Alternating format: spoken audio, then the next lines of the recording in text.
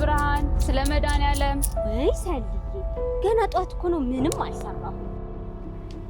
ይሄው መቼ ማስደጎር ችግር የለም።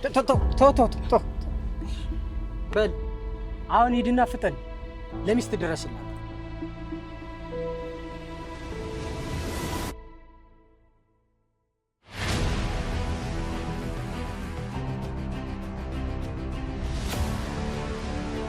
የሚሰራ ቁርስ ምን አለ?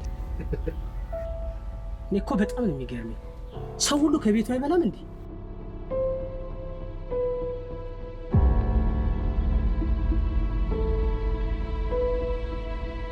ምን ሆነ ነው እንደዚህ የተለጣጠፍከው? በተለይ አንደኛው ሌባ ስጋ ቤት ሰራተኛ ነው የሚመስል። አንድ ጊዜ እዚህ ወገቤ፣ አንድ ጊዜ ጭኔ፣ አንድ ጊዜ ታፋዬ። እሱማ ብያለሁ።